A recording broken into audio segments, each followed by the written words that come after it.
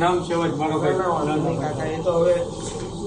હું બી નોકરી જ કરું છું અને એસબીઆઈ બેંકના એટીએમમાંથી રૂપિયા ઉપાડ્યા બાદ વૃદ્ધ એટીએમમાં જ રૂપિયા ભૂલી ગયા હતા. જે રૂપિયા એક યુવાનને મળતા તેણે પોલીસની મદદથી વૃદ્ધને રૂપિયા પરત કરતા વૃદ્ધની આંખોમાં આંસુ આવી ગયા હતા.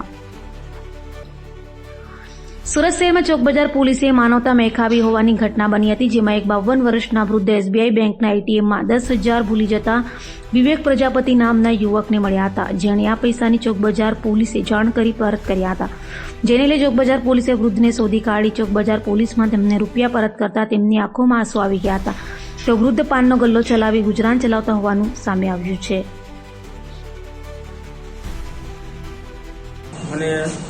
એટીએમમાં પૈસા લેવા ગયો તો એટીએમમાં નીકળ્યા નહીં.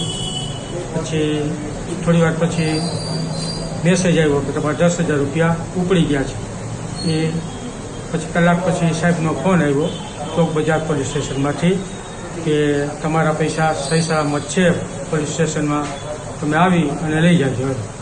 પ્રજાપતિ છે. હું 2 દિવસ પહેલાં એટીએમમાં પૈસા ઉપાડવા ગયેલો તો ત્યાં કોઈ વ્યક્તિના પૈસા બહાર આવેલા હતા. તો એ પૈસા લઈને મેં ચોક બજાર પોલીસ સ્ટેશનમાં મેં કોન્ટેક્ટ કર્યો અને એ પૈસા મેં ત્યાં જમા કરાવ્યા. તો ચોક બજાર પોલીસ સ્ટેશને એ જ પૈસા જે વ્યક્તિના છે એ વ્યક્તિને બોલાવી અને રૂબરૂ મારા હાથે પરત કરાવેલ છે.